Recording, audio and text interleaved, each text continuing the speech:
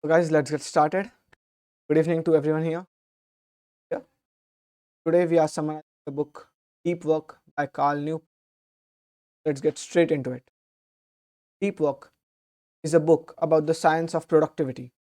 Cal Newport, the author, argues that the best way to get more meaningful work done is by working deep, working in a state of high concentration without distractions, a single task. This book is split in two parts. Basically. The first part explains why deep work makes productivity and why only few people practice it. The second part shows us how to actually do the deep work, make it a regular practice. Who is this book for? This book is for anyone who wants to increase their productivity, especially knowledge workers, the students, and the people who have to memorize stuff to just understand things. And it is for anyone who wants to get more work done, anyone who is interested in the science of tasking. Sorry if my voice sounds a bit like different. I'm having kind of sore throat today. So, what is deep work? There are two type of work ways we can have: deep work and shallow work. These two terms are defined by the author of this book, Carl Newport, as follows. Deep work refers to a distraction from high concentration that improves skills, creates a lot of values, little time, and is very hard to replicate. Whereas shallow work refers to working on non cognitively demanding tasks which don't take our all the attention, such as writing a practical, just copying from these tasks which require very little focus and often we can do while being distracted. This type of working is easy to replicate. Think of it as checking emails every couple of minutes or responding to the notification and giving in to distractions like Facebook, Twitter, news websites, etc. The idea of the book is that the ability to keep work becoming increasingly rare at exactly the same time is becoming increasingly valuable. As a consequence to this, the few people who cultivate this skill and make it a core of their working life will thrive and survive in the society. Let's talk about why deep work is rare yet extremely valuable. So first, why is deep work rare? For starters, shallow works is easier. Shallow working is really easier as compared. Shallow work is emphasized by a lot of businesses these days. Think of it this way: we are constantly connected to the internet. We are expected to reply fast to the message, return calls immediately, keep the task at our hand side for doing these jobs. Most workers today succumb to something the author calls increasingly visible busyness or busyness proxy for productivity. Employees choosing the path of least resistance will simply adopt this type of shallow work and by working in a shallow manner. The author sums up this situation as deep work is hard, shallow work is easier. And in the absence of clear goals for your job, the visible busyness that surrounds shallow work becomes self preserving. That is, we tend to find shallow work way more interesting and easier to do. Thus, we are more likely to do it than deep work. Now, let's talk about why is deep work so valuable. The short answer to this is because it maximizes the amount of productivity or the work you can do in a short amount of time or a certain amount of. The reason for this is quite simple. Deep work refers to single tasking without distractions, a state of intense focus for extended periods of time. All the facts of deep work help us in increasing our productivity, such as the single tasking fact, the four I mentioned just in the last sentence. Research has proven again and again that multitasking makes a person less productive.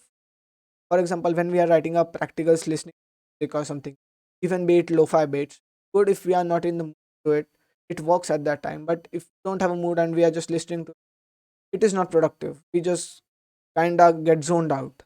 That's why it's not at all productive. Focusing on one task at a time maximizes productive output. Let's talk about the second thing, that is without distractions. This is pretty much common sense. You get more work done when you are not distracted, when you can focus on something. That's also the next point, which is intense focus. You can pull out all of your energy you have on a single task at hand Without distractions, you'll get a lot more work done. Lot like, the more focused you are, the less time the task will take, more productive. And the last one is for extended periods of time. This has to do with the concept of attention residue. So, what is attention residue? Is one of the big reasons why working deeply for extended periods of time is so beneficial for our productivity. This concept states that every time you are switching from one task to another, a residue or some left out amount of your attention remains stuck thinking about the previous task. This makes it hard to work with the necessary focus and intensity required for deep work on the task. As a result, you lose a little bit of productivity every time you switch tasks. If you are looking to maximize your productive output, work for extended periods with full concentrated on a single task, free from distraction. In short, just work deeply. Point 2. Deep work is a skill. The author mentions a couple of times that the ability to deep work needs to be fostered over a long period of time. If a newbie like me starts working deeply, he will not be working as deeply and for as long as an experienced person will do. For example, if I go into deep working, I might do 1 hour or 2 hour of it starting. I won't go all day as someone who's experienced in it. In other words, deep work is a skill that needs to be practiced. Don't expect to be able to work deeply for hours on end in the beginning. You might only have the concentration and energy to do it for an hour or two a day. But slowly, as you keep honing in on the skill, you'll be able to work deep, produce massive amounts of all the benefits of deep work.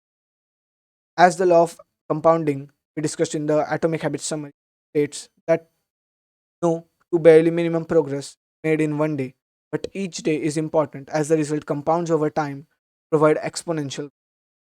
Same happens with deep working. As you keep doing it again and again, you will get better at it with time.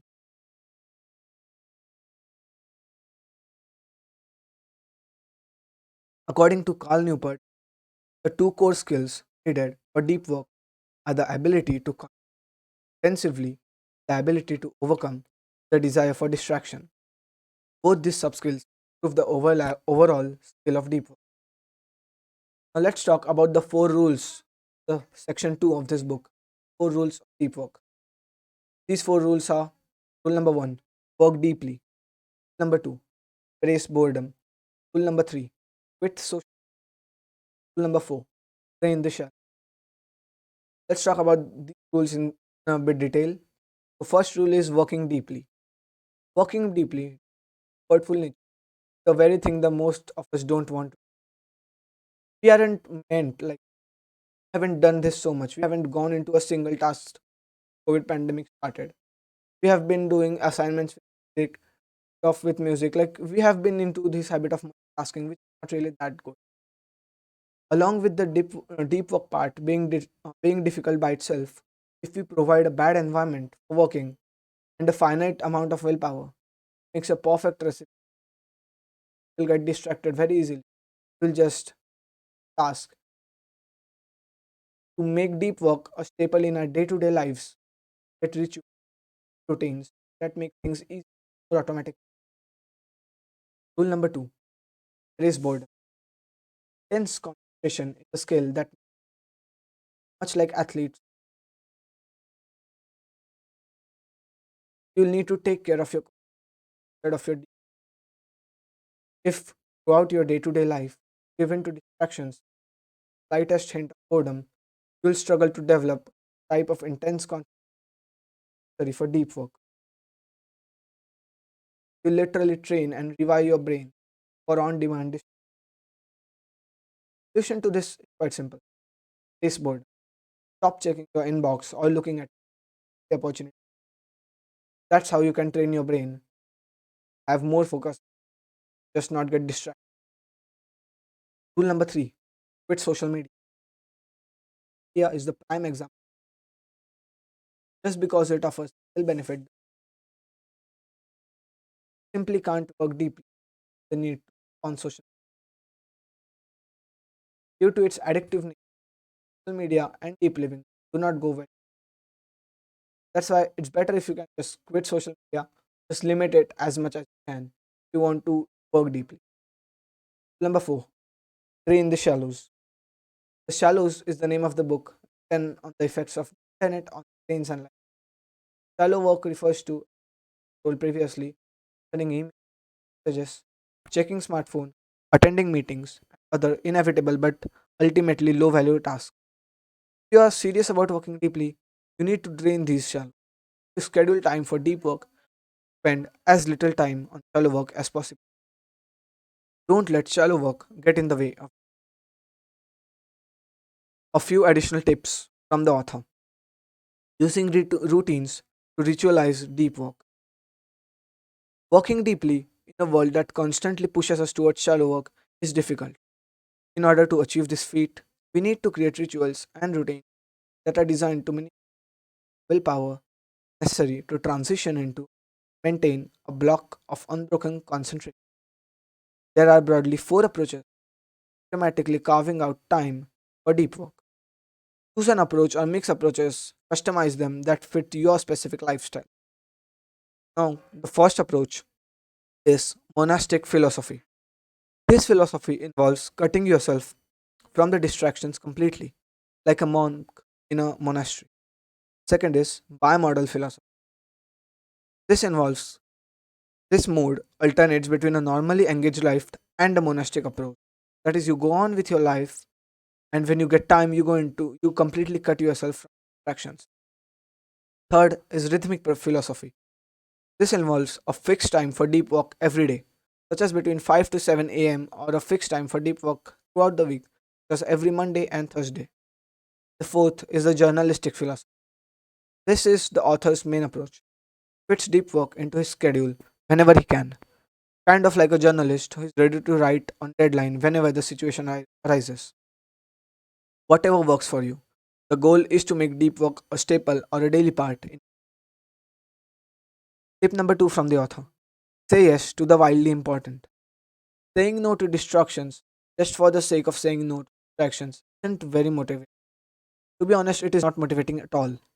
Saying no to distractions for the sake of achieving an ambitious goal, on the other hand, is really highly motivating. If Instagram or Facebook gets in the way of that what is wildly important goal you are pursuing, you'll feel compelled to avoid the distraction. It's a lot easier to say no to distractions when you have a really big yes that you are wildly pursuing. Last but surely not the least, the deep life. Let's face it, living and working deeply is a real tough job. You need to constantly fight distractions, push yourself and your concentration to the limits. Spend less time on social media, spend less time on the internet, plan your days, even your leisure time in advance, and so on. The deep life is not for everybody. For most people, it's too much work and too much of a hassle. Much easier to give in to comforts of artificial busyness. Much easier to waste away time on social media, to occupy yourself with shallow tasks. It is much easier to get into temptations whenever they arise. However, if you're serious about maximizing your productivity, deploying your mind to its fullest capacity, getting big things done, then I'm afraid there's no other and no better way to pursue life than doing deep life. Let's end this summary now with the quote that the author Cal Newport ended the book with: I'll live the focused life because it is the best kind of life there is to have. That's it for the summary, guys. Thank you all for being here, all of you. You guys are just great. And let's get with the discussion part. So if you have guys have any questions, it's on a chat up or ask questions, talk about the book, hop in on the stage, raise hand, or you can just ask your questions in the discussion chat also.